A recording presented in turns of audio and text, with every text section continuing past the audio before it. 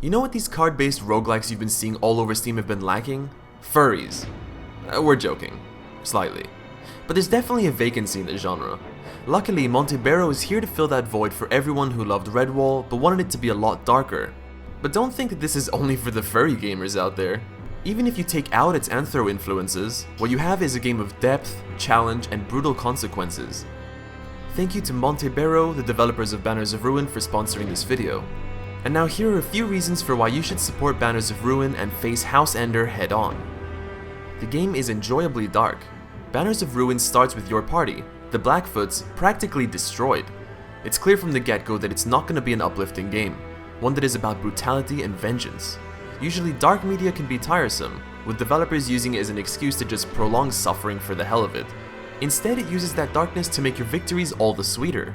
You might have some brutal odds against you, but you're able to overcome them with some smart thinking and a bit of luck. Another reason to try out the game is the strategic depth. This is one of those games that makes status effects matter. You can try to just power on with your attack cards, but that alone won't cut it. Every fight, every choice needs to be explored properly. You might be able to skip a fight as you get closer to the boss, but that could have given you some experience that would give you an edge in later fights. Do you risk the potential damage? Play it safe? This is made even stronger by potential party members you can recruit in taverns. The characters you recruit come with their own special cards that will disappear if they die. This is a roguelike that puts the rogue in roguelike, so don't be surprised if you die. That's all without mentioning that the game has beautiful art. Plenty of care has been put into Banners of Ruin's art, and it's a real delight to look at. It could have easily looked silly. Anthropomorphic animals in clothes can be derided as simple furry bait. Instead, it elevates the game's dark tones, and adds to the general tension of the game's world. Said tension also plays a role in the game, with cards that work depending on the species of the party member. All of it goes together to cement Banners of Ruin as a game that is dark but expertly created. The game is also uncompromisingly difficult. It's fair to say that Banners of Ruin is hard, unashamedly so. That might be an instant turnoff to some. But it's also refreshing to see a game unafraid to be difficult. Fights are dangerous and can easily cripple you if you aren't careful. All of your hard work can go up in smoke if you don't balance your funds and your deck.